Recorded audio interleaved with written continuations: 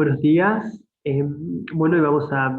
comenzar a ver algunas teorías que abordan la competencia de una forma distinta a la teoría neoclásica fundamentalmente y a la teoría de la competencia monopolística también, y que se basan en problematizar un poco el concepto de competencia. Particularmente vamos a ver los aportes de Bain, eh, que se diferencian un poco, bueno, de los modelos de oligopolio que hemos analizado, en el sentido que estos no tienen en cuenta la potencial entrada de competidores en el mercado. Eh, y suponen, digamos, que el número de empresas es, digamos, un dato, básicamente, como lo hemos visto en el caso eh, de Cournot, de Bertrand o de Stackelberg, incluso, bueno, incluso en la extensión, ¿no es cierto?, de Cournot a varios oferentes. En ese caso, también veíamos un número n de competidores que constituía un dato del- de la estructura de mercado que estábamos analizando. Digamos, en diferencia de esto, el modelo de Bain estudia básicamente cómo el comportamiento por parte de quienes ya se encuentran operando en el mercado para evitar la entrada de nuevos competidores redunda, tiene una consecuencia en la fijación de precios, ¿no? Y en ese sentido vamos a ver que la teoría de precios, o mejor dicho, la determinación de los precios, va a incluir este tipo de comportamientos a la hora de determinarlos, ¿no? Es decir, de evitar la entrada de nuevos competidores. En ese sentido, digamos, a lo largo de esta clase vamos a girar en torno a un modelo que requiere los siguientes supuestos. Por un lado, existe una curva de largo plazo de la industria que no se ve afectada por ajustes de precios de los vendedores o por la entrada de nuevos competidores. Hay una curva, digamos, de demanda para todo el mercado. Lo que sí vamos a ver que, bueno, eventualmente la curva que enfrentan las distintas firmas, ella sí puede variar, pero hay una curva de demanda dada, ¿no? Hay una curva de demanda de mercado dada. Por otro lado, vamos a ver un comportamiento, digamos, de covolución por parte de quienes ya se encuentran operando en la industria, en la rama. Y esto, bueno, obviamente, como hemos visto ya, la colusión implica básicamente un comportamiento en agregado, digamos, de los competidores que están dentro del mercado, similar al de monopolio, ¿no es cierto? Por otro lado, la idea es que estas firmas que se comportan eh, de forma semejante al de un monopolio, fijan, digamos, un precio L, eh, por debajo del cual, digamos, no hay incentivos al ingreso de nuevos competidores, ¿no? Y este precio L depende, digamos, de los costos potenciales de los competidores, la elasticidad de la demanda, eh, y de la forma, obviamente, de la curva de costos medios que van a enfrentar los competidores, digamos, los nuevos entrantes, los nuevos oferentes, y obviamente del número que ya se encuentran, digamos, en el que ya se encuentran eh, instalados y la porción de mercado que le corresponde a ese número de firmas.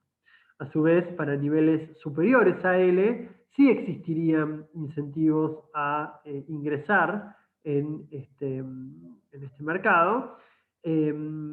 y obviamente, bueno, las firmas intentan obviamente maximizar sus beneficios en el largo plazo, ¿no es cierto? Así que este es un poco el comportamiento que guía la conducta de fijación de precios de, de las firmas que ya se encuentran operando. Entonces, en este caso tenemos, bueno, una situación en la que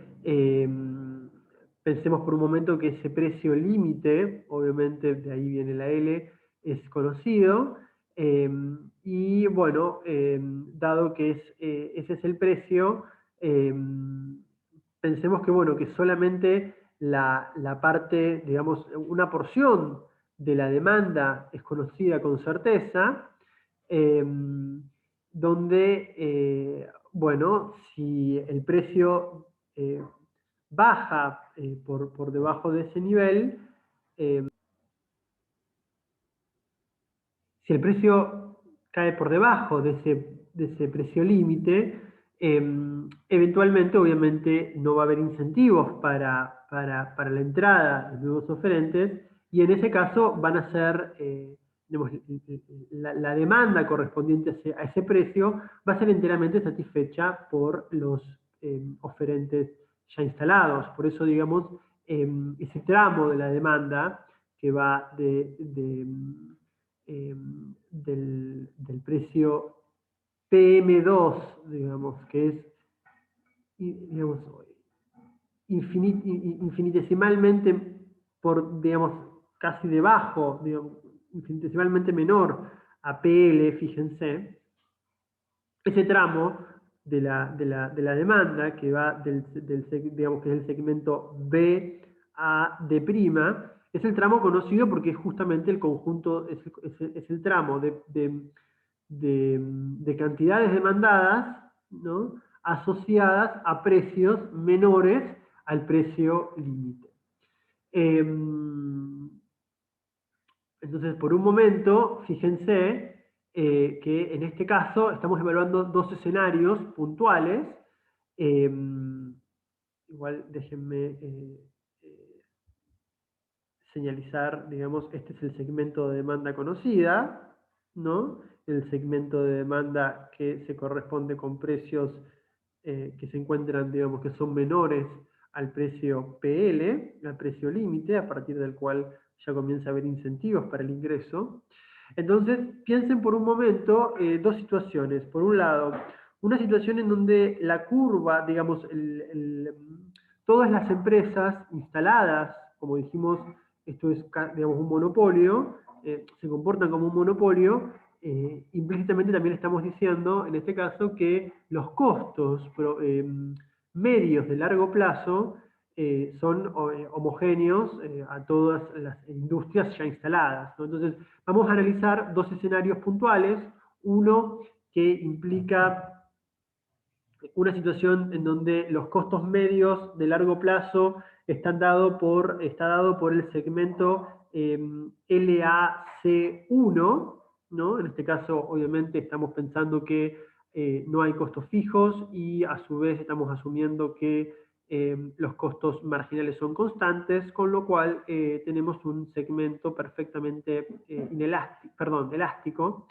que representa la curva de costos medios, ¿no? Entonces, primero vamos a analizar esta primera situación, en donde hay una curva de costos de largo plazo, de costos medios de largo plazo, perfectamente elástica, como ya dije, y a su vez, bueno, dado que las empresas instaladas coluden y se comportan como monopolio, esto implica que existe que la maximización, digamos, del beneficio agregado de todas las industrias de esta coalición, de esta cooperación, se va a dar allí donde el ingreso marginal, que es el ingreso marginal de la demanda de mercado, ¿no es cierto?, asociada a la demanda de mercado, fíjense que tiene el doble dependiente, como lo hemos visto ya, es igual a la curva de costos marginales, que en este caso a su vez es igual a la curva de costos unitarios o costos medios de largo plazo. Entonces, en esa intersección entre ambas curvas es donde se determina el nivel óptimo a producir, donde producir una unidad adicional y venderla agrega exactamente digamos, el mismo ingreso que el costo de producirla, y en ese caso vamos a tener una situación, digamos, fíjense, ¿no es cierto? Le voy a llamar X asterisco, que le voy a llamar XC asterisco de cooperación o colusión, que tiene asociado, perdón, XM la voy a llamar. XM de monopolio. Fíjense que esa XM, esa cantidad que maximiza el beneficio de la colusión, de la cooperación, es una cantidad que tiene asociada un precio mayor al precio límite. Entonces, si la colusión, si la cooperación decide producir este nivel de producto, se van a corresponder con precios de mercado, precios, digamos, en el mercado, que incentivan la entrada de productores, de nuevos productores. Obviamente en este caso va a haber un beneficio, ¿no es cierto?, que va a estar dado por, bueno, lo que excede de ingreso total, lo que excede el ingreso total al costo, digamos, total, que como sabemos es este rectángulo que estoy resaltando, casi rectángulo que estoy resaltando en rojo, es el beneficio máximo, el beneficio extraordinario máximo. Pero fíjense que si las empresas cargan este precio y obtienen este beneficio, va a haber incentivos a la entrada. Nos estamos ubicando en el tramo de la curva de demanda incierta. ¿Por qué es la curva de demanda incierta? Bueno, porque justamente al entrar nuevos oferentes, bueno, digamos, eh, la curva de demanda individual que va a afrontar cada empresa no va a ser la que enfrenta en colusión, en una situación en donde están dados los números, digamos, los operadores, digamos, que fíjense que en este caso yo nunca no di un dato de cuántos operadores ya hay en el mercado, porque no es relevante. Acá, como hay colusión, coluden, se comportan como un monopolio, tienen cantidades, porciones de mercado asignadas para esa colusión, y dejando de lado el tema de los incentivos que ya hemos visto, lo que intentan es evitar la entrada de nuevos competidores. Y saben que si hay un nuevo competidor, bueno, la colusión digamos, se rompe en el sentido que, o mejor dicho, no es que se rompe, pero se ve afectada en el sentido de que ahora hay más oferentes, hay más productos. Si cada uno sigue produciendo lo mismo que antes, bueno, eventualmente los precios van a caer, los beneficios van a caer de todos, y la idea es maximizar los beneficios de largo plazo, fíjense, ¿no? Entonces, y eso implica tener una mirada estratégica acerca de quiénes van a entrar, quiénes pueden entrar a la industria, ¿no? Entonces, en ese caso, las firmas deciden no maximizar el beneficio de corto, no quiero decir de corto plazo, pero sí, no van a maximizar no se van a comportar de esta forma en la maximización, sino que van a cargar un precio ligeramente menor, que por otro lado va a dar una cantidad de producto, que en este caso es XL, ¿no? Que a ese nivel de XL, fíjense, los ingresos, que está dado por esta, son menores a los costos marginales, es decir, que producir la última unidad de esa cantidad XL generó más costos de los ingresos que generó vender esa última unidad, ¿no? En este caso. Sin embargo, obviamente no hay incentivos a disminuir la escala de producción, porque nuevamente esto haría aumentar los precios por encima del precio límite, ingresarían nuevos oferentes en el mercado. Entonces, lo que hacemos, en este caso, lo que hacen los operadores que ya están operando es cargar un precio ligeramente inferior, no no determinar la cantidad óptima a producir de acuerdo a la regla del comportamiento ingreso marginal igual a costo marginal, sino cargar un precio menor a ese precio límite. Tener, obviamente, fíjense que si ellos fijan este ingreso, esta cantidad producida que está dada por digamos, el punto, digamos, la cantidad XM, perdón, esto es XM, deciden producir este XM, no XL, perdón, esto es importante, deciden producir la cantidad que se corresponde con un precio ligeramente inferior al precio límite. Entonces, fíjense que en este caso sigue habiendo un beneficio extraordinario, pero este beneficio extraordinario, a diferencia del anterior, del que veíamos antes, cuando analizábamos los precios de largo plazo y cuando analizábamos si había incentivo o no a entrar, se corresponde con una situación en donde hay barreras a la entrada, ¿no? Esas barreras a la entrada hacen que, aún habiendo beneficios extraordinarios, como en este caso, fíjense que el beneficio extraordinario va a estar dado por este rectángulo. Ahora voy a cambiar para que lo puedan ver mejor. Verde. Ahora va a estar dado por, bueno, los ingresos totales van a estar dados por este cuadrado, y los costos totales van a estar dados por este cuadrado. Entonces, los beneficios totales van a estar dados por este rectángulo. Los beneficios, los beneficios extraordinarios en este caso, que son menores, fíjense, porque esta área a la que había, a los beneficios extraordinarios, si fijasen, digamos, la cantidad de producto que maximiza el ingreso, el beneficio, perdón, de la colusión, ese beneficio es mayor que el beneficio este que determinan, que obtienen cuando cargan un precio ligeramente inferior al precio límite. Pero, a diferencia del otro beneficio máximo, este beneficio no incentiva la entrada de competidores. Con lo cual, esto lo que garantiza es justamente una situación que maximiza en el largo plazo, maximiza en el tiempo la entrada de, perdón, los beneficios. Porque este beneficio es estable, ¿se entiende? Es un beneficio que en este periodo y en el siguiente y en el siguiente, de mantenerse los precios PM2, va a seguir existiendo sin que esto implique la entrada de nuevos oferentes, porque justamente existen barreras a la entrada. Barreras que van a estar determinadas por, digamos, por distintas, ya vamos a ver más en detalle, por distintos motivos. Entonces, este es un escenario. Ahora, también puede suceder otro escenario, que me parece también muy interesante analizar. Fíjense qué sucedería si la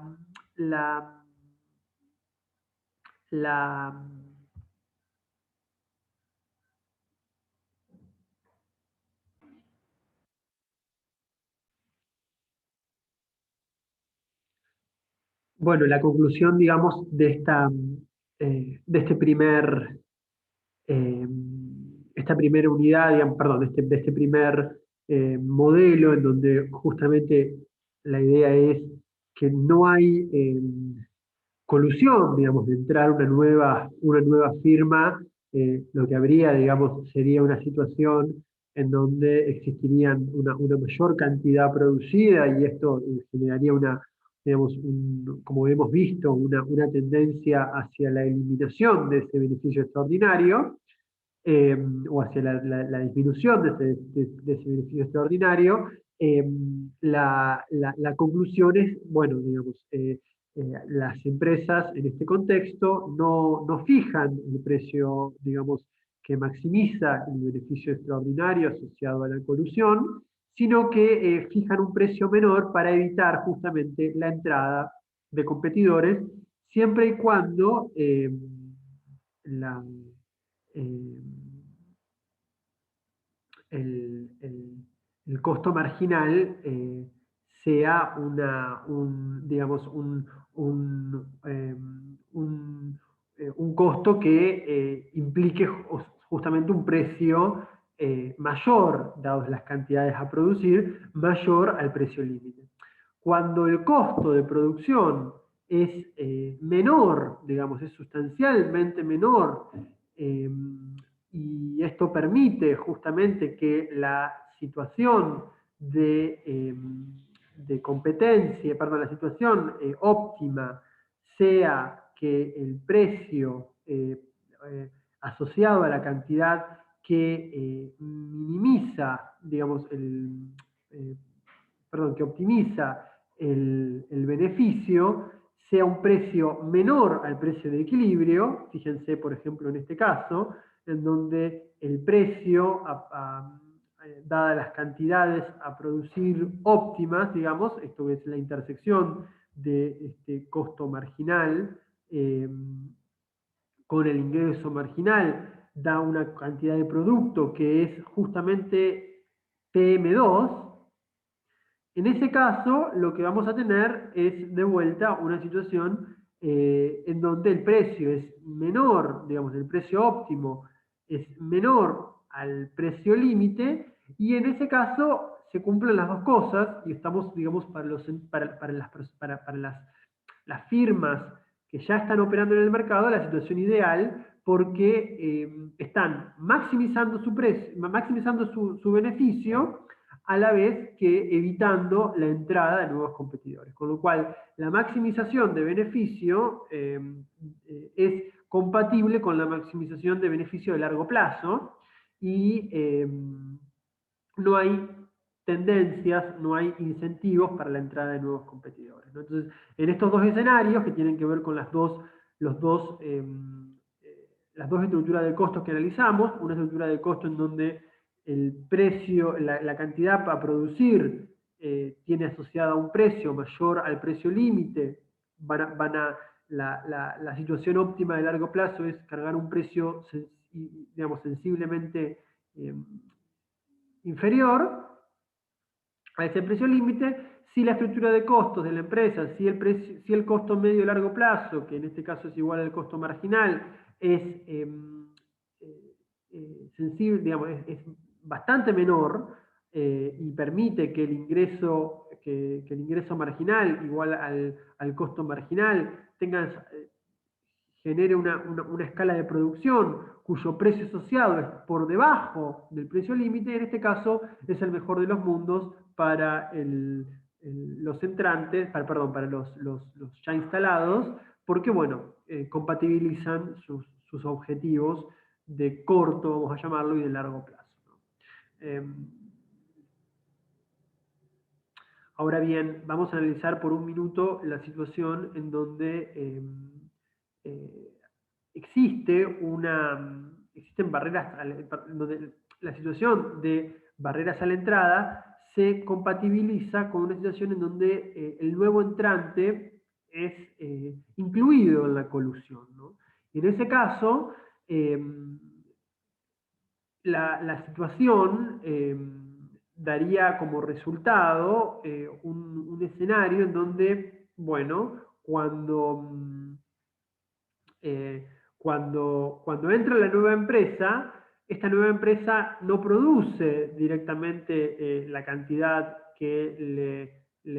se corresponde a la maximización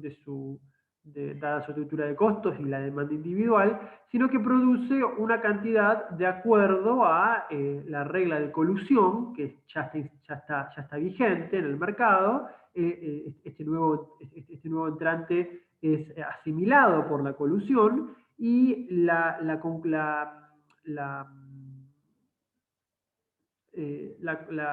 situación es tal que cada oferente en este mercado ahora, dado que entró un nuevo productor, va a enfrentar una curva de demanda menor, individual, una curva de demanda individual menor, y a su vez esto implica que su participación en el mercado se va a reducir, ¿no? Entonces, lo que sucede es que, bueno, las firmas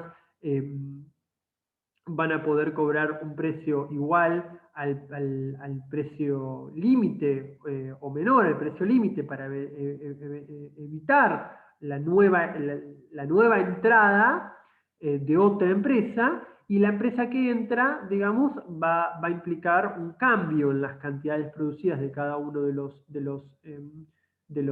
integrantes de la colusión, y en ese caso, en caso de que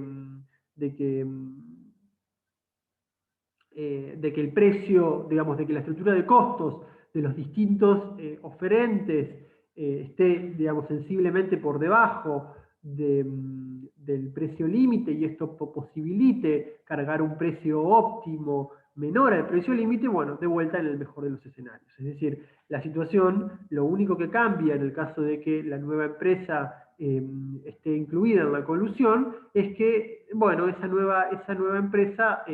va a hacer que la participación de todos de todos los integrantes de la colusión disminuya, digamos, caiga, para que, bueno, justamente las cantidades producidas totales que soportan el precio L, digamos, el precio límite, o un precio menor, no varíen con la entrada del nuevo competidor, ¿no? Entonces, lo que vimos fueron dos escenarios, uno en donde la empresa nueva, digamos, la entrante, no participaría en la colusión y en ese caso, bueno, van a intentar evitar esta entrada. En caso, digamos, y obviamente ahí vimos los dos casos, cuando hay digamos, los dos costos que vimos, uno sensiblemente menor y otro, digamos, mayor, y que en un caso, digamos, en el caso de costos mayores, costos medios mayores, bueno, no van a poder aplicar el comportamiento óptimo, sino que van a aplicar un precio menor, pero que maximiza el beneficio de largo plazo. Y la entrada de este nuevo competidor, digamos, no se vería, digamos, realizada justamente porque el precio es menor. Ahora, si los costos son sensiblemente inferiores, bueno, directamente ahí estamos, como ya dije, en el mejor de los mundos y para los entrantes, y no hay, digamos, tampoco hay incentivos a la entrada de nuevos oferentes. Ahora, si hay colusión, mejor dicho, si el nuevo entrante ingresa en la colusión, lo único que va a ocurrir, bueno, los precios van a tender a ser siempre, digamos, por debajo al del precio límite, nada más que ahora la situación de la nueva empresa oferente en este mercado va a generar que la participación de cada uno de los oferentes ya instalados digamos, disminuya porque justamente la demanda de cada uno de los productores va a disminuir, se va a trasladar hacia abajo. La suma, digamos, obviamente el agregado, la cantidad demandada agregada del mercado es la misma, por supuesto, que hicimos antes, pero la diferencia está en, bueno, digamos, el comportamiento de evitar la entrada de un competidor que no esté dispuesto a participar en la colusión, a este comportamiento en donde, bueno, digamos, el nuevo oferente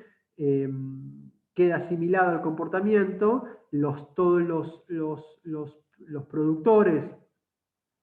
van a enfrentar ahora una menor cantidad producida. Eso obviamente puede verse en el beneficio, en la parte del beneficio extraordinario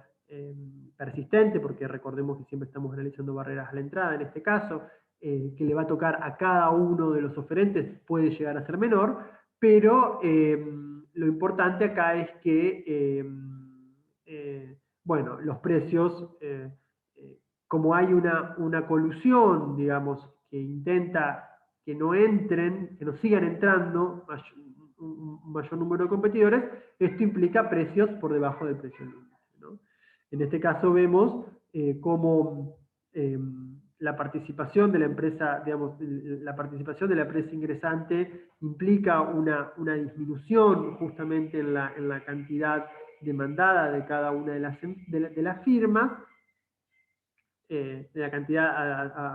a responder de cada una de las firmas, y obviamente eso implica una caída también en el ingreso marginal de cada una de las firmas, ¿no? Entonces, habiendo analizado estos dos escenarios y ya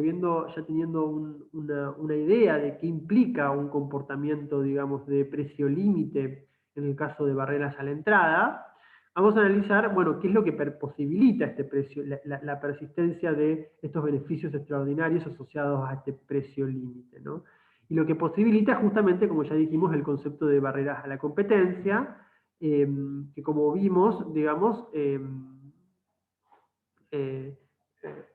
digamos, compatibiliza la existencia de ingresos, digamos, que sobrepasan los costos de producción, los costos, mejor dicho, totales, asociados a los costos de producción, y esto aún así es persistente por la existencia de estas barreras.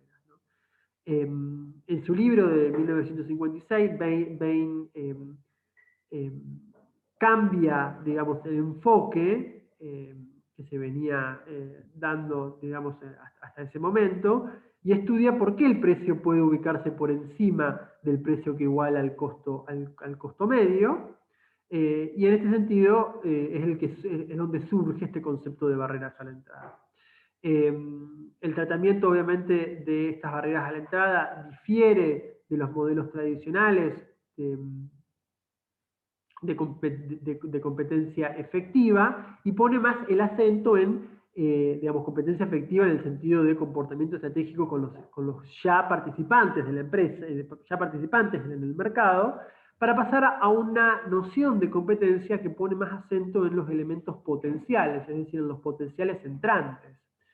En los modelos, digamos, competitivos tradicionales, la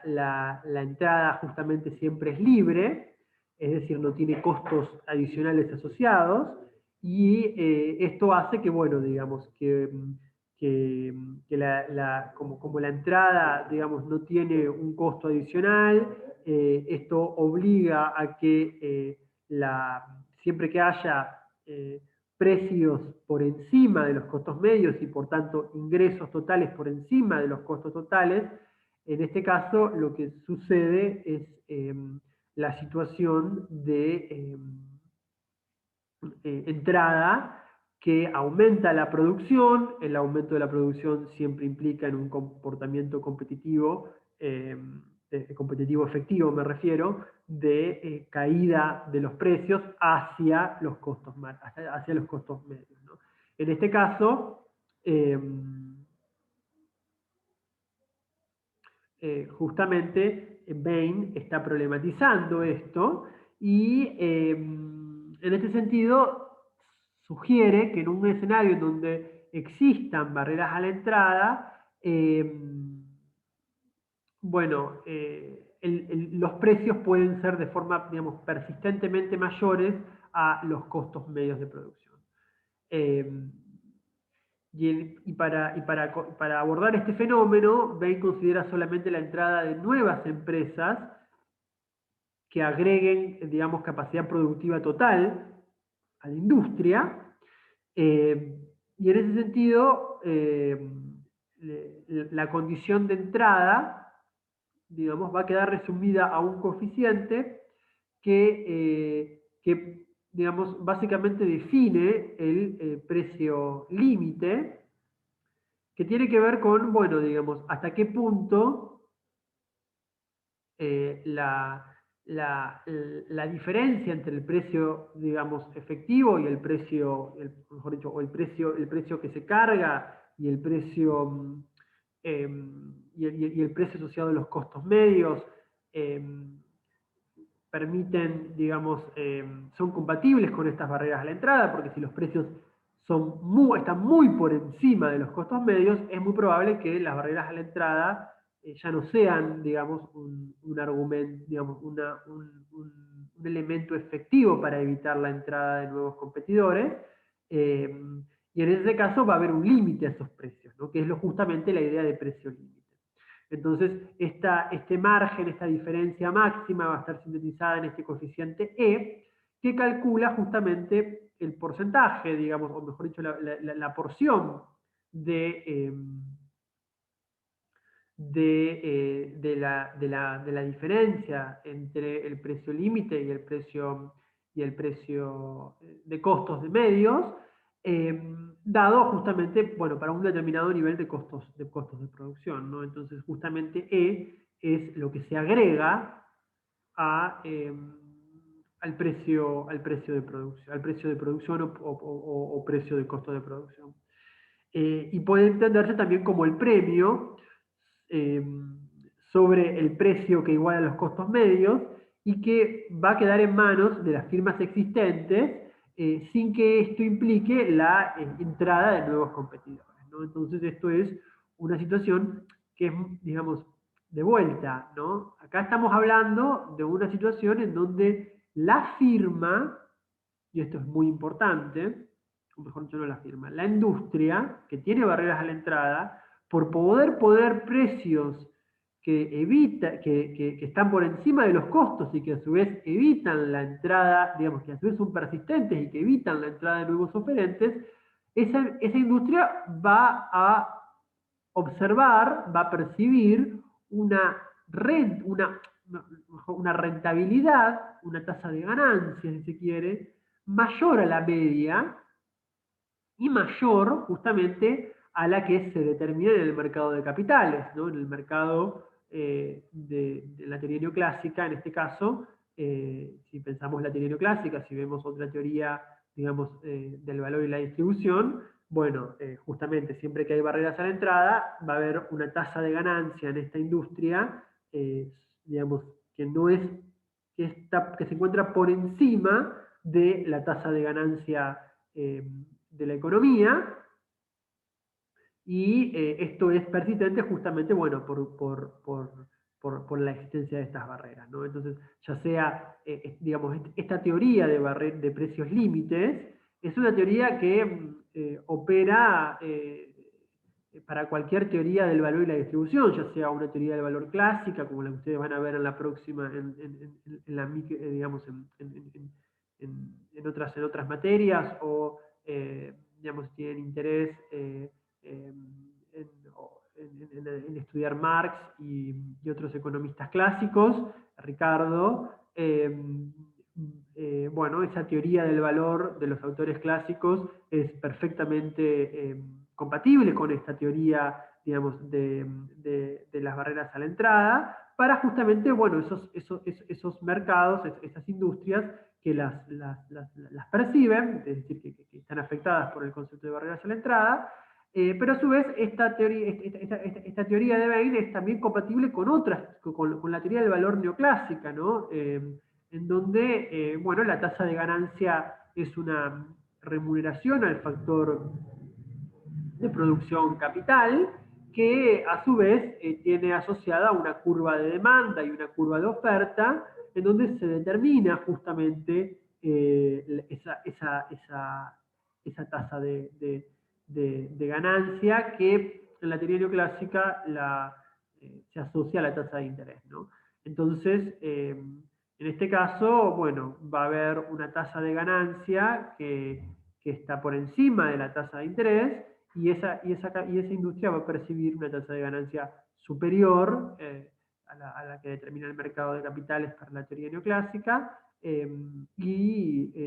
siendo totalmente persistente, ¿no? Y los precios de mercado de esa industria van a estar por encima de los costos de producción, justamente por la existencia de ese diferencial de tasas de ganancia. Eh, que es justamente está asociado a este premio, ¿no? A este premio por ese diferencial no es otra cosa que este premio. Bueno, una pregunta que nos podemos hacer es, ¿por qué existen las barreras a la entrada? Y al menos Bain distingue cuatro tipos. Una que tiene que ver con la existencia de ventajas absolutas en los costos, es decir, hay estructuras de costos diferentes entre las firmas que pueden operar en el mercado, y esto implica que quienes tengan una estructura de costos, y costos, ya lo vamos a ver a esto, costos medios y marginales para todos los niveles de producción, menor a los de otra firma, bueno, esas industrias, perdón, esas firmas pueden actuar de esta forma. A su vez, esto puede estar asociado también a la existencia de economías de escala,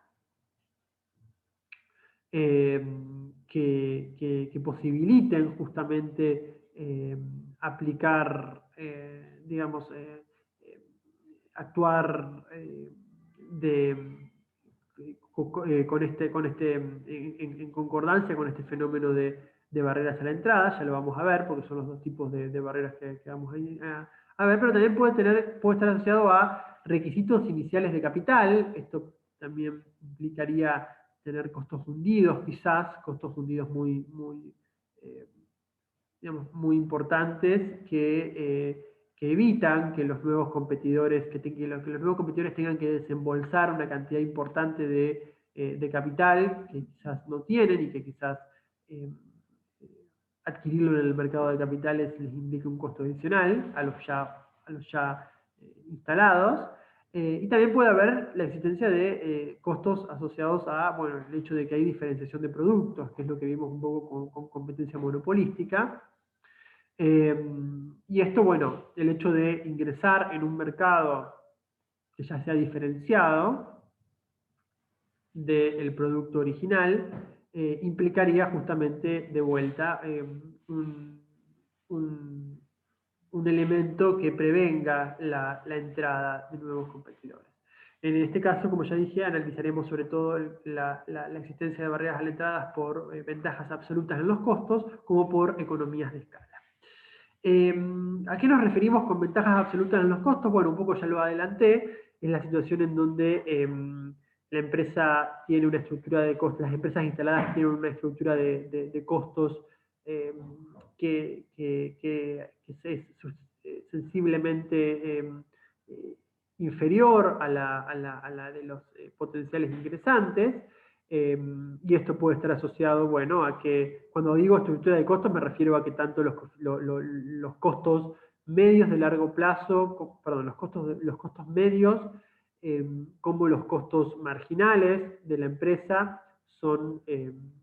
sensiblemente inferior para casi todos los niveles de producción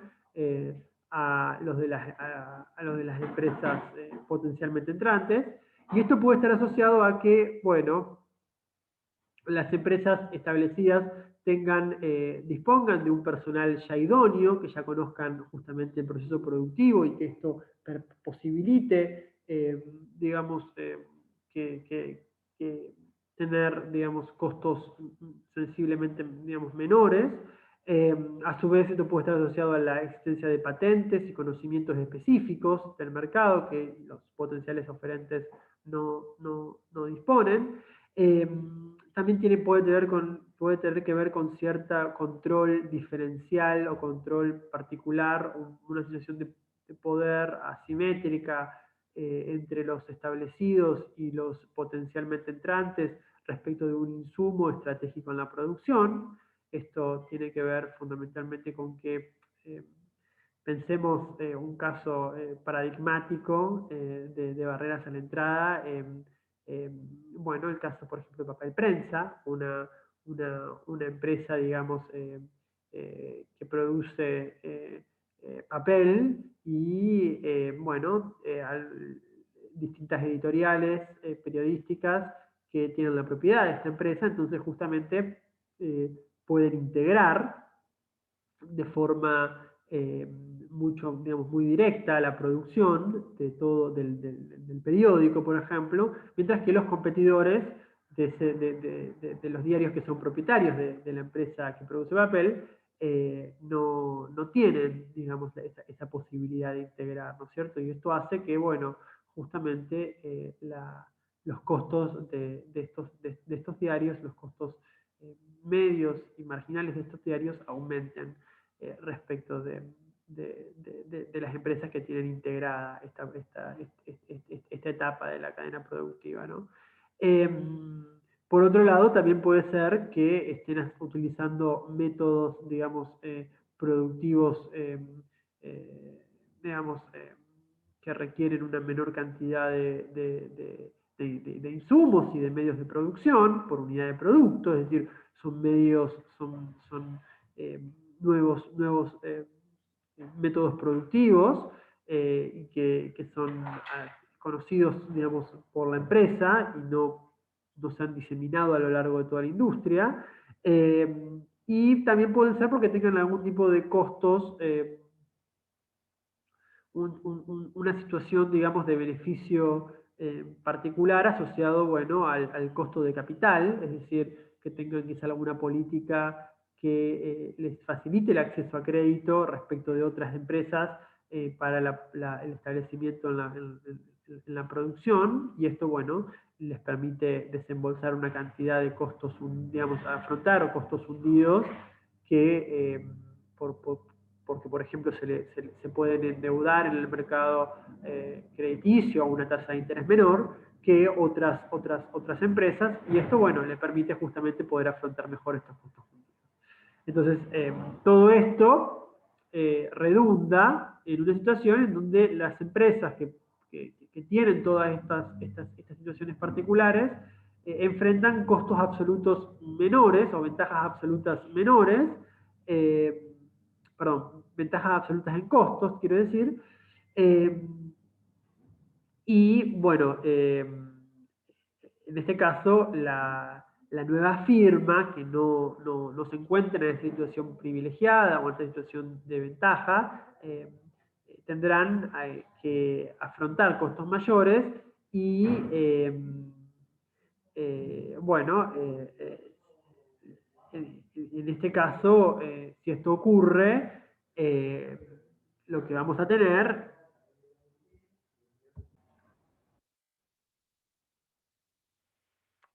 Y esas ventajas de costos existen, como ya hemos dicho, la nueva firma tenderá a afrontar, digamos, costos unitarios mayores y, y las firmas existentes podrán fijar un precio, digamos, más alto que aquel que surge digamos, eh, de la,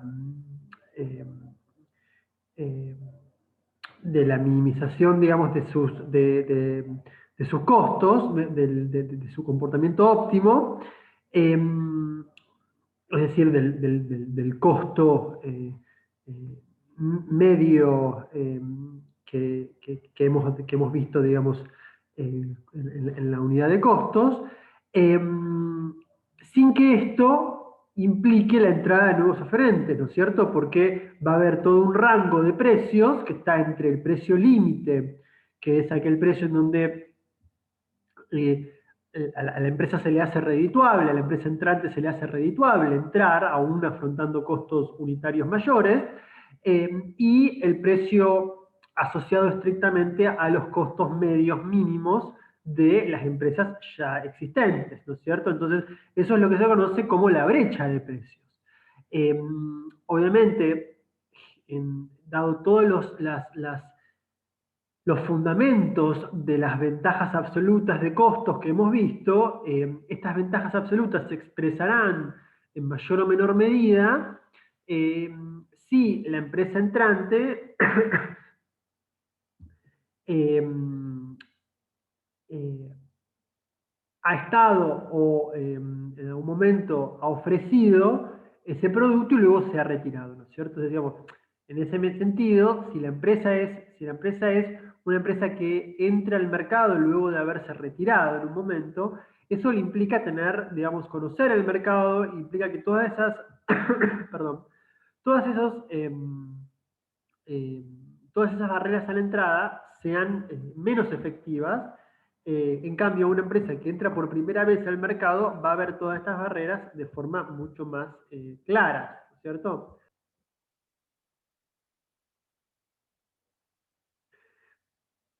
Esto tiene mucho que ver con la existencia, ¿no es cierto?, de los costos, de las especificidades de los costos de producción de la tecnología, mejor dicho, en cada industria, y cómo esas especificidades tecnológicas requieren tiempos en términos de aprendizajes, eh, que hace que los que ya, digamos, han tenido una experiencia en ese mercado tengan, digamos, una ventaja respecto de quienes nunca se han visto involucrados en los procesos productivos que implica ese bien. La segunda razón o fundamento de la existencia de barreras a la entrada tiene que ver con la existencia de lo que se conoce como economías de escala, ¿no es cierto? En general, estas economías de escala eh, eh, se presentan en dos formas. Una que que está asociado a lo que se conoce como economías de escalas reales, que son aquellas en donde a medida que aumenta el nivel de producto de cada una de las firmas, los coeficientes técnicos, lo que se conoce como, digamos, los requerimientos de insumo por unidad de producto, van disminuyendo, ¿no es cierto?, a medida que aumenta la escala de producción. Por otro lado, las economías pecuniarias son aquellas en donde, lo que sucede es que a medida que aumenta el nivel de producto, hay una reducción en los pagos debido a que, los precios de los insumos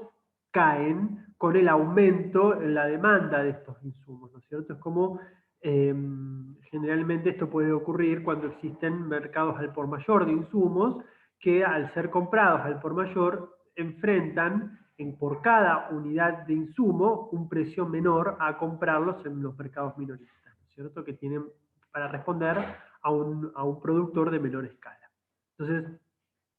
esos son los dos tipos de economías de escalas, las economías de escalas reales y las economías de escalas pecuniarias. En este caso, ¿no es cierto? Cuando existen barreras a la entrada, cuando existen, perdón, economías de escala, las barreras a la entrada en lo que hace a la determinación del precio límite dependen de las expectativas que las empresas entrantes tengan respecto de, bueno, digamos, de los precios o las cantidades que van a fijar las empresas que están ya produciendo una vez que estas nuevas empresas entran, ¿no es cierto? Entonces, la idea es, bueno, un poco el precio límite, aquel precio que las empresas entrantes, perdón, que las empresas establecidas pueden fijar por encima de sus precios asociados a los costos de producción, va a depender en última instancia de cuáles son las expectativas que tengan los entrantes respecto del comportamiento futuro que van a tener las empresas ya instaladas en lo que hace ya sea la determinación de precios o en lo que hace a la determinación de cantidades producidas. Entonces vamos a considerar en este caso dos casos polares. Uno es que las empresas entrantes esperan que una vez que entren, el precio que van a poder, digamos, cargar a sus productos va a ser un precio constante al nivel que se observaba preentrada. Y por otro lado vamos a ver otro caso en donde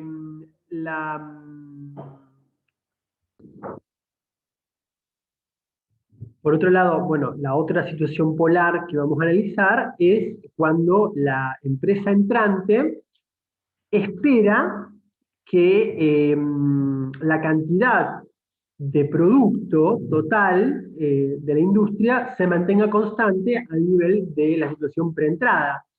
Lo que vamos a ver es en uno y otro caso cómo se determina el precio límite dadas estas expectativas, ¿no es cierto? Es decir, la primera expectativa, el precio queda constante con su entrada; la segunda expectativa, el segundo caso, las cantidades quedan constantes con su entrada. Entonces vamos a analizar primero el primer caso polar. Vamos a ver un poco primero los supuestos. Cada industria opera a una escala mínima óptima de planta, una escala a partir de la cual las economías de escala se realizan plenamente. Entonces estamos en una situación en donde nos estamos ubicando en un nivel de producto que se encuentra en el tramo perfectamente elástico de la curva de costos medios, ¿no es cierto? Porque las economías de escala se encuentran realizando plenamente. A su vez, Bueno, como ya sabemos, la curva de costo medio tiene forma de L. Esto implica que llega a un nivel de producción en donde a medida que aumenta ese nivel,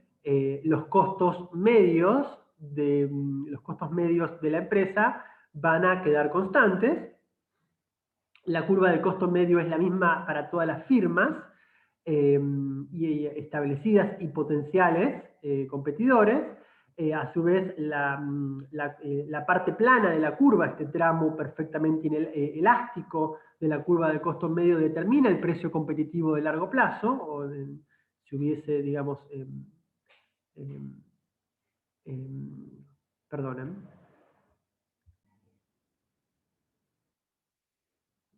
En este caso, todas las curvas enfrentan, todas las firmas enfrentan la misma curva. A su vez,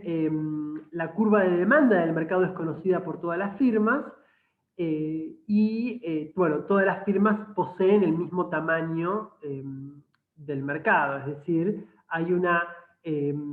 situación en donde las firmas las firmas ya instaladas,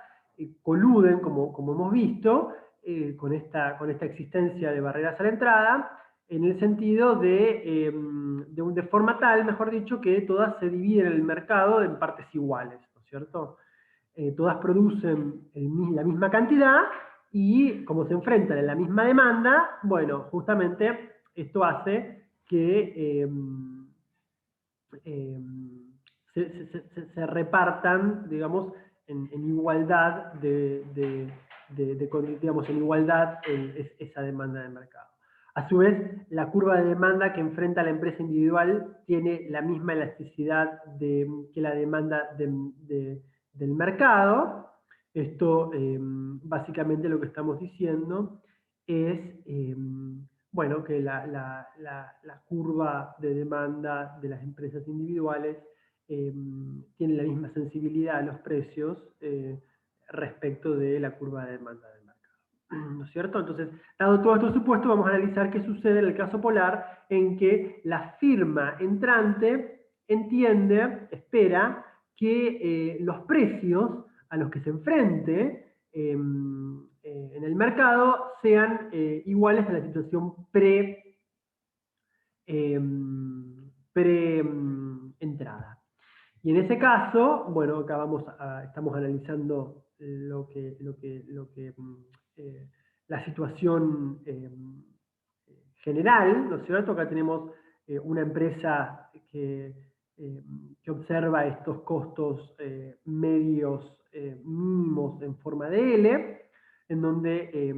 bueno, su participación en el mercado, su demanda individual es tal que eh, eh, las economías de escala se realizan de forma plena, ¿no es cierto? En este caso, estamos en una situación en donde los costos medios son mínimos y lo son para un tramo muy considerable de la producción que va de X barra a, en este caso, infinito, ¿no es cierto? Por otro lado, el segundo gráfico lo que se observa es, bueno, la curva de oferta, si se quiere, que es esa recta, digamos, PC, que determina justamente esos costos que están asociados a esos costos medios mínimos, porque todas las empresas ya establecidas en el mercado operan como la empresa que está graficada en el gráfico de la izquierda, y lo que tenemos ahí es a su vez la curva de demanda del mercado, que se diferencia, fíjense, de la curva de demanda individual, en que, bueno, cuando es de mercado estamos hablando de capital, digamos, o de mayúscula, mientras que en el caso de la demanda individual de la firma es la de minúscula. Entonces, bueno, vamos a analizar la situación en donde el precio se mantiene constante a nivel de la preentrada. La firma entrante espera que las firmas existentes mantengan el precio previo y permiten al entrante obtener una porción del mercado que asegura ese precio, ¿no es cierto? En ese caso, lo que tenemos es las firmas existentes fijan el precio para desalentar justamente la entrada, que como dijimos es un precio, digamos, que va a tener el límite en digamos, en lo que es el precio de los costos de producción asociado a el premio.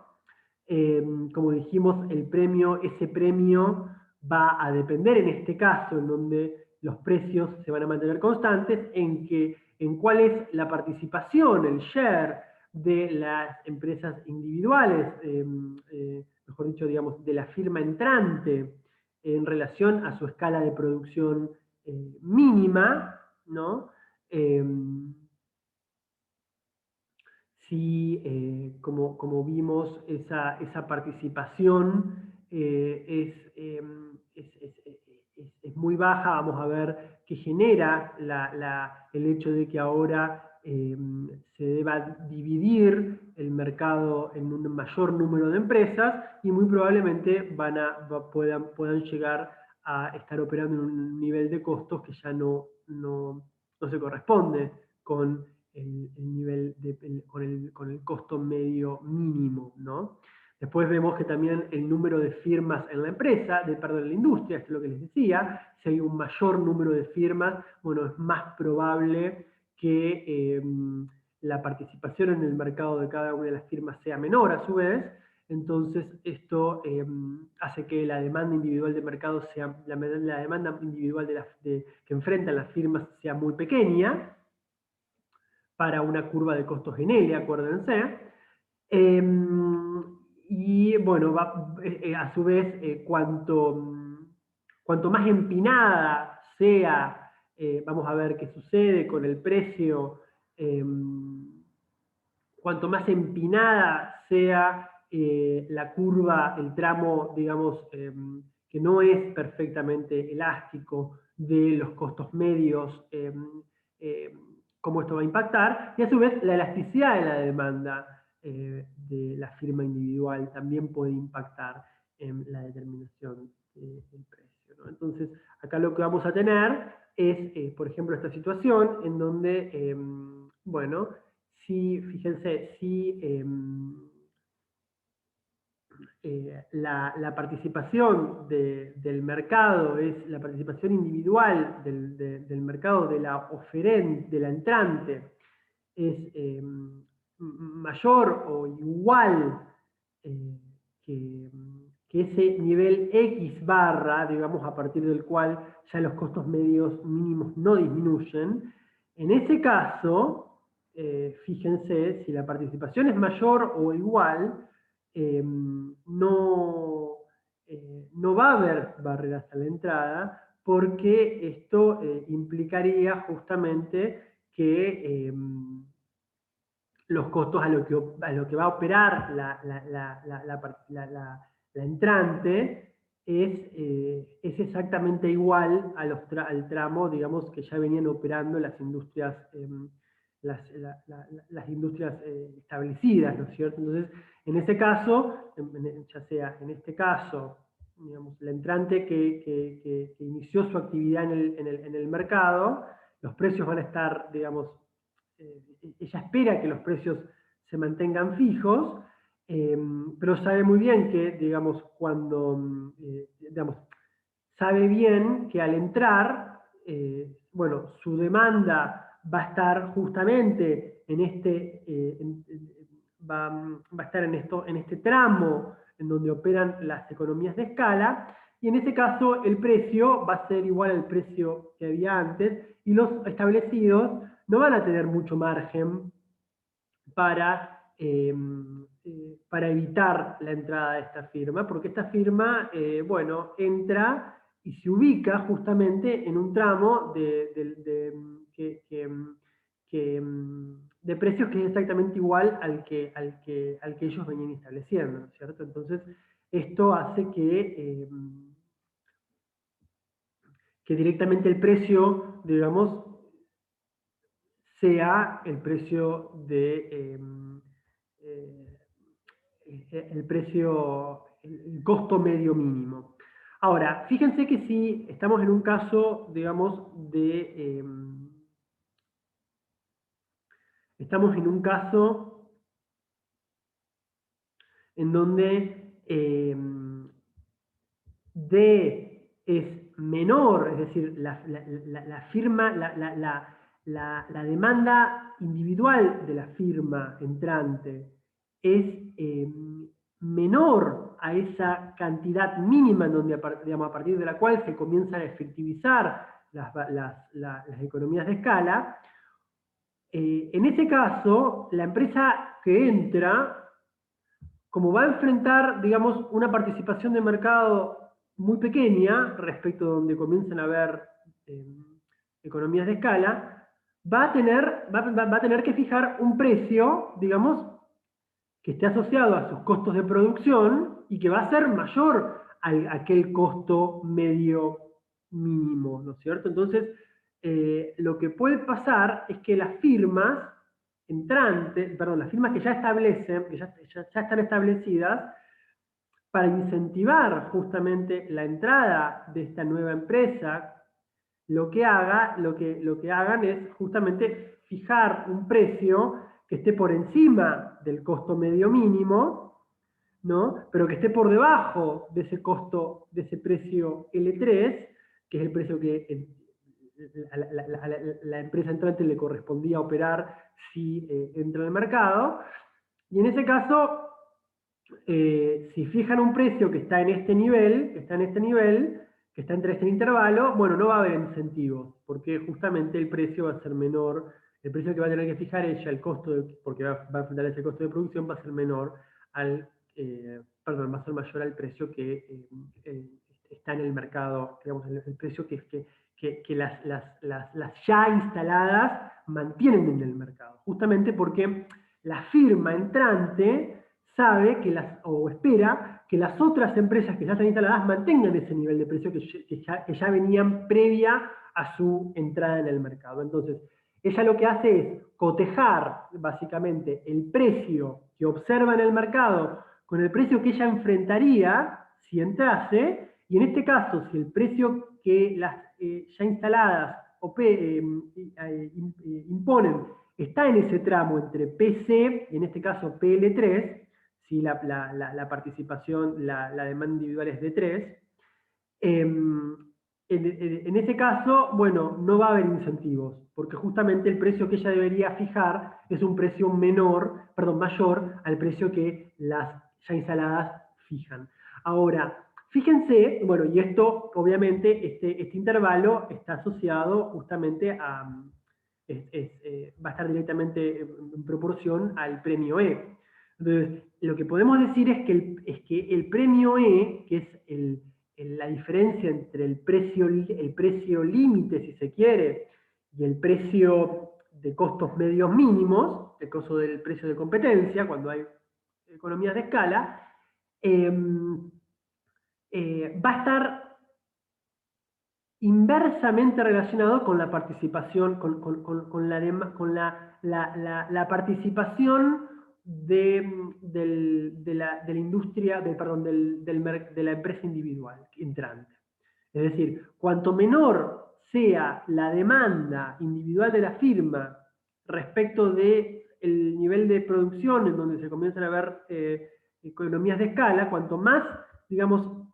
más alta sea, digamos, más baja sea esta curva de demanda individual, la demanda individual de la firma entrante, mayor va a ser justamente el precio que las firmas, en este caso, por ejemplo, pensemos que se intersectan acá, digamos, con un D4, fíjense. En este caso, bueno, el precio va a ser PL4, ¿no? Y justamente LE va a estar asociado en un intervalo mucho mayor, va a estar asociado a un mayor intervalo el premio ese por la existencia de barreras a la entrada. Entonces, los ya oferentes van a fijar un precio mayor, pero menor a ese precio PL, Y justo eso va a permitir que las nuevas entrantes no tengan incentivo, digamos, a ingresar en el mercado. Por el contrario, cuanto mayor es la demanda individual de la firma entrante respecto de esta escala de producción, en donde se observan donde se empiezan a ver rendimientos, o mejor dicho, economías de escala, ahí justamente, bueno, no, este intervalo de precio límite y PC tiende a C, colapsa en cero, básicamente E, y no hay barreras, no pueden poner barreras a la entrada las empresas ya instaladas.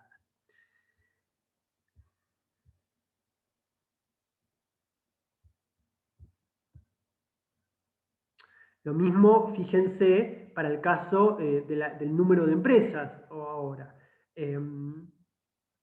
si el número de empresas si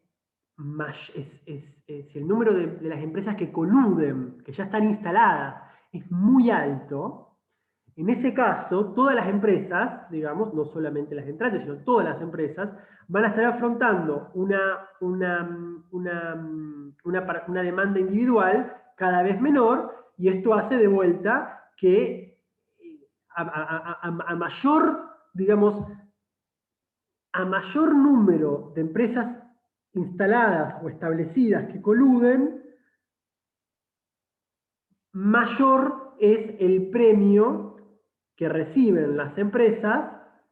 por poner precios que desincentivan la entrada de nuevos oferentes. Lo voy a decir de vuelta. Cuanto mayor es el número de empresas que están cooperando en la colusión de las ya instaladas, cada una de estas empresas enfrenta una demanda individual menor, si es mayor el número de empresas que están asociadas a esta cooperación, y esto hace que la relación entre D minúscula y X barra, es decir, el nivel de producto en donde se comienzan a percibir economías de escala, sea menor esa relación entre D minúscula y X barra. Entonces, de vuelta, va a haber más posibilidad, digamos, como la nueva entrante ahora de vuelta va a tener una demanda individual incluso menor a la que tenía, digamos, y todas las otras empresas van a tener una demanda menor incluso a la que tenía, digamos, antes. Esto hace bueno, que las firmas,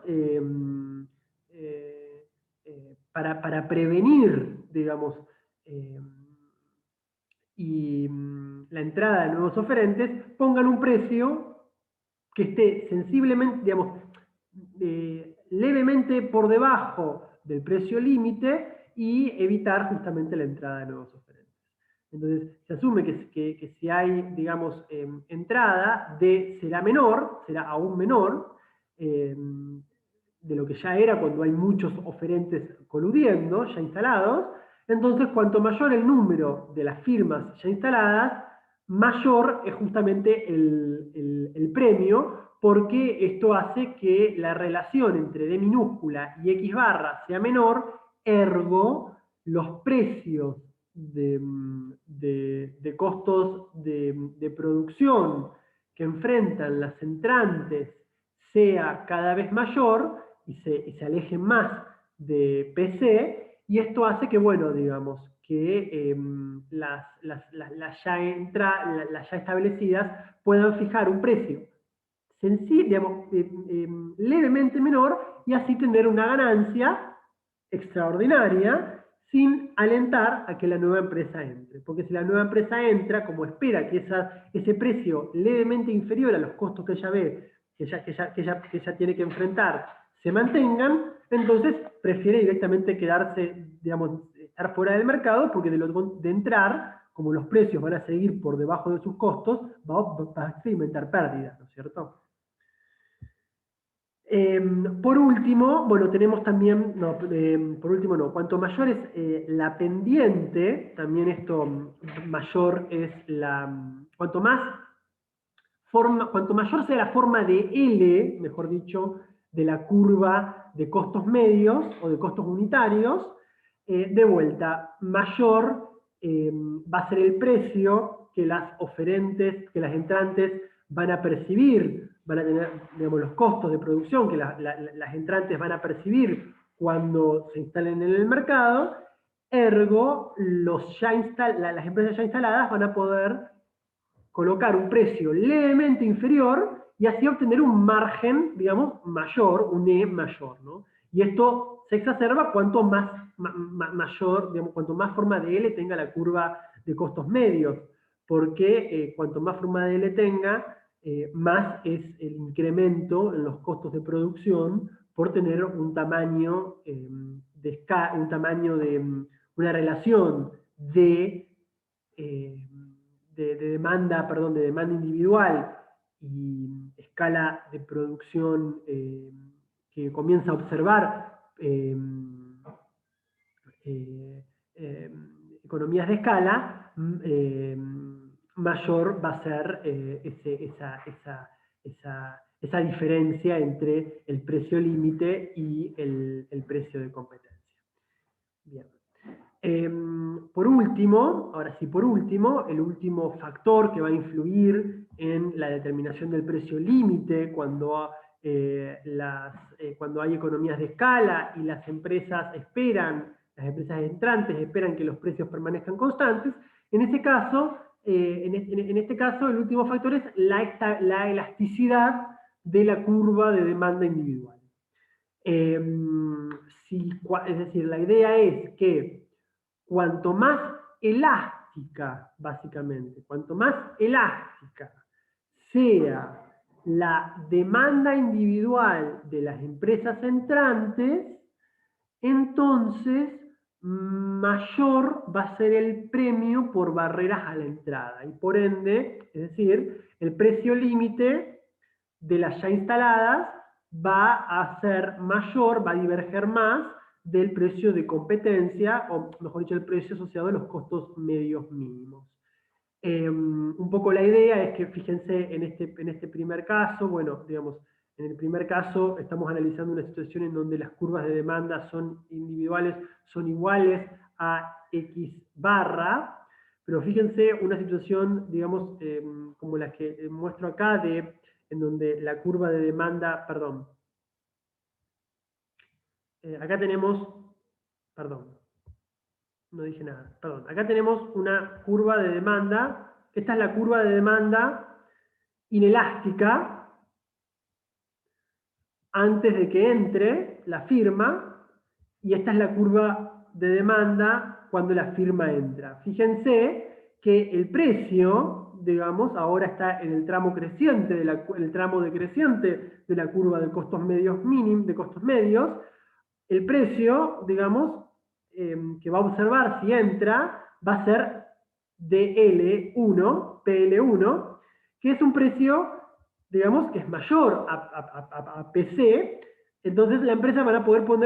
ya instaladas van a poder poner un precio ínfimamente menor a PL1 y le va a dar una ganancia extraordinaria y persistente, porque las empresas de vuelta no van a tener incentivos a entrar, porque si entran, ellas piensan que el precio va a seguir constante, va a seguir al nivel preentrada, y en el nivel preentrada el precio ya estaba por debajo de PL1, que era el precio de costos de producción. Entonces las empresas, la entrante no va a entrar, pero lo importante acá es la diferencia entre PL1 y PC, que es muy pequeña. Si por el contrario la curva de demanda individual es más elástica, entonces esta es la curva de demanda individual antes de entrar. Cuando entran, como hay un mayor número ahora de empresas, cada demanda individual es menor, y justamente esto hace que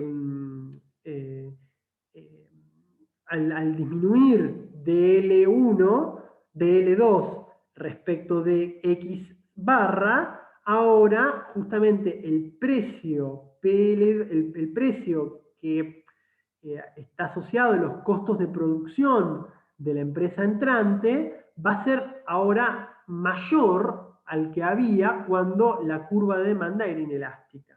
Fíjense que esto se debe a también que al ser más al ser menos empinada la curva, es decir, al ser más sensible a las variaciones en precio, esto implica que, bueno, para disminuir, digamos, los costos, se requiere justamente un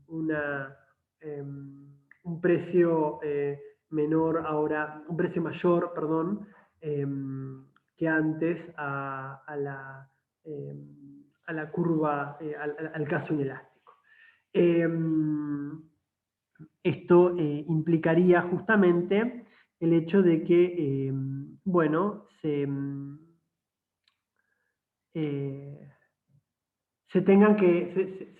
pueda poner ahora un precio sensiblemente, digamos, perdón, no sensiblemente, levemente inferior por debajo de PL2, pero ese precio puede estar, fíjense, entre PL2 y PL1, que era el precio antes cuando la curva de demanda era menos elástica, ¿no? Y así obtener justamente una mayor ganancia extraordinaria que antes. Entonces, en este caso, digamos, lo que podemos decir como resumen es que cuando las barreras a la entrada están asociadas a la existencia de economías de escala, el premio por fijar precios levemente inferior al precio límite, al precio que observaría la entrante, ese premio se aumenta cuando la relación entre la demanda de la empresa individual respecto de la escala de producción en donde comienzan a ser efectivas los rendimientos a escala es menor, es decir, a menor ratio de minúscula X barra mayor E. Por otro lado, a mayor número de empresas que coluden y que están establecidas, también mayor E, y también tenemos que a mayor pendiente en la curva de costos medios mínimos, también mayor E, mayor premio, y por último, a mayor elasticidad de la demanda individual de las firmas, mayor premio por fijar precios sensiblemente inferior al precio límite. Ahora vamos a pasar a la situación en donde lo que esperan las firmas entrantes es que una vez que se establecen en el mercado, las cantidades que vienen produciendo las empresas ya establecidas no van a cambiar, van a mantenerse constantes. Entonces, en este caso, bueno, las firmas esperan que el producto se mantenga constante, por lo que el precio cuando ingresan disminuye para justamente poder absorber una mayor cantidad producida, ¿no es cierto? Ahora, como todas siguen produciendo lo mismo, siguen produciendo la misma cantidad e ingresa una nueva empresa, la cantidad total de la producción va a ser mayor en la industria y esto va a hacer que los precios, para que la demanda pueda absorber una mayor cantidad de producto, tengan que disminuir. Entonces, las empresas existentes esperan que la entrada no ocurra si el precio disminuye por debajo del intervalo, digamos, mínimo de costos medios de largo plazo. Las firmas entrantes fijan un precio tal que la entrada no ocurra de vuelta, y en este caso, fíjense que, bueno, de vuelta, E, el premio, por fijar un precio para evitar la entrada de oferentes, va a estar positivamente relacionado a la escala mínima, es decir, a mayor escala mínima, mayor el premio por fijar un precio digamos, levemente inferior al precio límite. A su vez va a estar negativamente relacionado con el tamaño del mercado, negativamente relacionado con la elasticidad de la demanda, y positivamente relacionado con el número de firmas. Vamos a analizar un poco esto. Lo que tenemos acá es, bueno, la situación en donde, en este caso, en donde de vuelta la firma entrante piensa que las establecidas van a mantener la cantidad que vienen produciendo, lo que vamos a analizar es qué sucede con el precio que va a absorber esta mayor cantidad de producto total eh, respecto de, bueno, la escala mínima, digamos, cuando se agrega al nivel de producto que había anteriormente la escala mínima de la entrante, la escala de producción mínima de la entrante es de X barra, y qué sucede, digamos, qué sucede con el precio. Si el precio de la demanda, el precio para absorber esa cantidad, esa mayor cantidad, disminuye por debajo de los costos medios de la entrante, entonces la entrante no va a tener incentivo para entrar, básicamente. La idea cuál es, fíjense, cuando la cantidad total de producto en el mercado, que es la suma de lo que venían produciendo las establecidas, se encuentra en un nivel, por ejemplo, de XL, ¿no? En ese caso, o en un nivel, digamos, digamos entre XL y XC, que es el nivel de producción que está asociado, PC es el precio, es el nivel de producción que está asociado a los costos medios eh, eh, si la empresa entrante entra y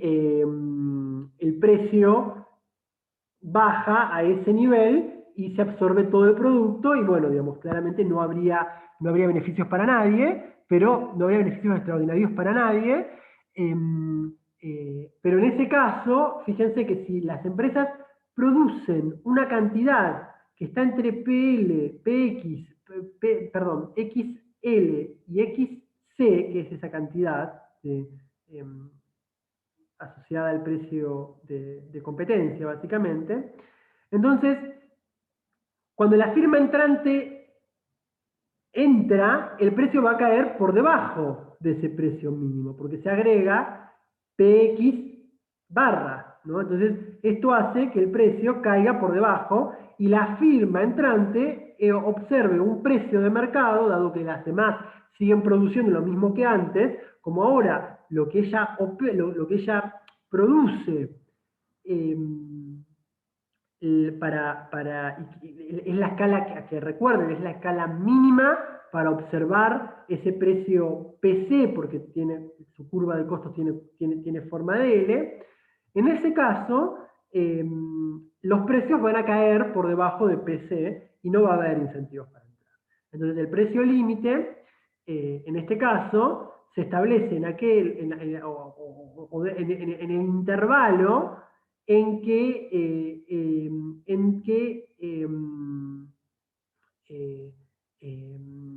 eh, digamos, está determinado por el nivel de producción que las firmas existentes producían para prevenir la entrada. Y ese precio está justamente en el intervalo en que la producción, la suma de la producción de las firmas entrantes se da entre perdón, XL y XC. ¿No? Las firmas existentes van a producir la cantidad XL tal que si la empresa entrante produce su mínimo nivel de producción, la producción total disminuye por debajo del costo medio. Esto es básicamente por debajo de este precio.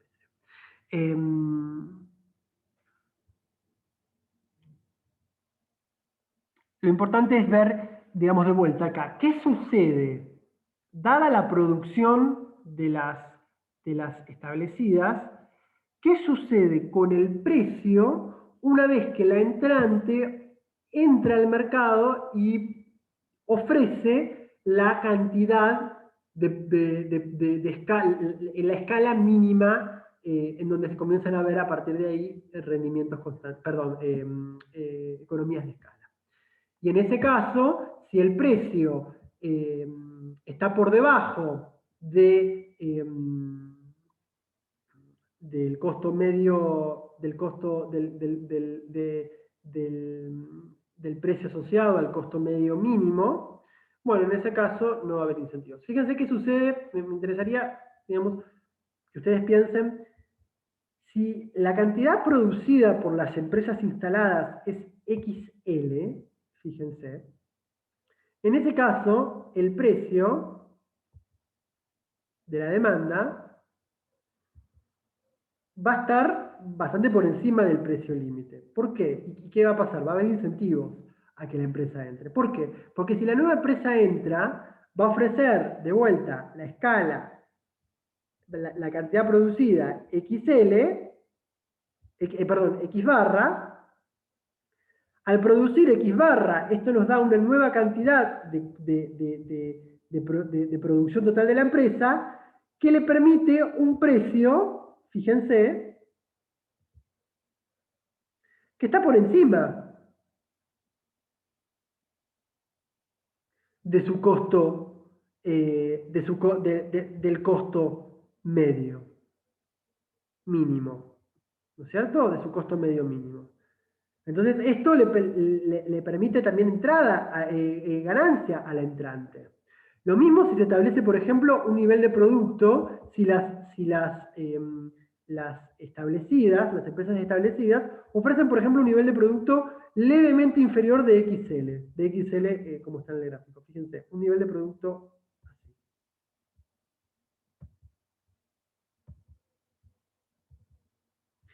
Si las empresas fijan este nivel de producción, el precio va a estar, digamos, en este caso, también sigue estando por encima del precio límite.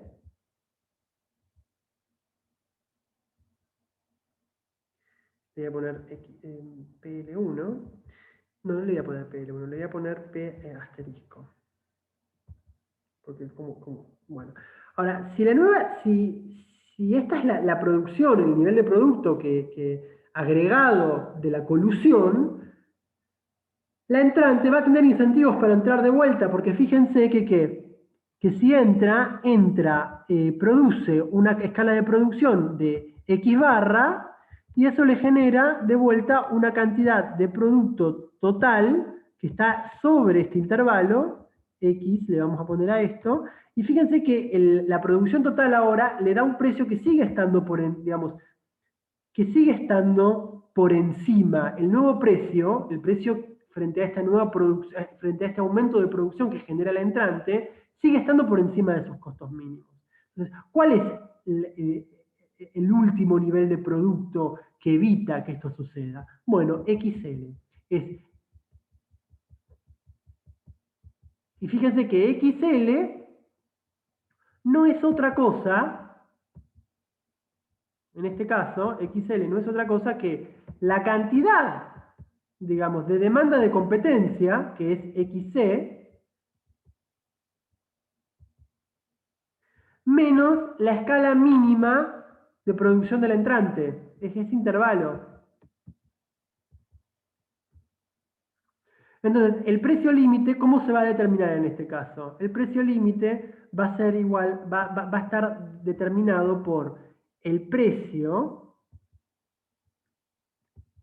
que va a ser igual a que, bueno, digamos, aquel establecido por la función de demanda de la empresa, de la industria, evaluado a la cantidad de demanda que correspondería a competencia menos la escala mínima de producción para ver en la entrante para ver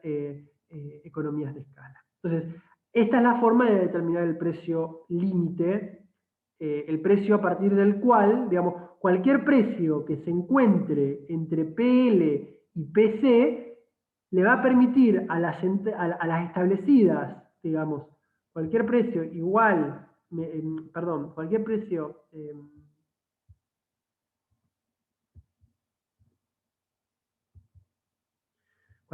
menor o igual a PL, pero mayor a PC le va a generar beneficios a las entrantes, perdón, beneficios a las instaladas, sin generar incentivos para que entren nuevos competidores. Porque si la empresa fija este precio, las cantidades que van a tener que producir las empresas instaladas va a estar en este intervalo, PX va a estar acá en este intervalo, que es mayor, digamos, es mayor a lo que produce, a lo que a la cantidad de producto que se obtendría una vez, digamos, sustraída la escala de producción mínima del entrante respecto de la situación de competencia. Entonces, si la escala de producto de las establecidas es de este nivel, si entra el entrante, va a tener que producir X barra, que ya da una cantidad, digamos, de producto mucho mayor a la de competencia y por ende el precio va a estar por debajo. Fíjense que va a estar por debajo de PC, digamos. Va a ser menor a PC. Entonces, justamente el precio que le va a tocar enfrentarse a la entrante va a ser un precio menor al de sus costos de producción y no va a haber incentivos para entrar. Entonces, la regla de decisión, o mejor dicho, la determinación del precio límite va a estar asociada a esta regla. El precio límite tiene que ser igual, o tiene que ser igual a aquel precio de la demanda, determinado por la demanda, que tenga asociada una cantidad de producción tal que la cantidad de producción de competencia, digamos, menos la cantidad X barra del entrante, ¿no? Y ahí, digamos, una vez que se evalúa en la curva de demanda esa cantidad producida, podemos determinar el precio límite. Bueno, espero que hayan entendido, de lo contrario, pueden hacerme preguntas acerca de esta unidad. Con esto finalizamos y bueno, espero sus preguntas y nos estamos viendo. Saludos.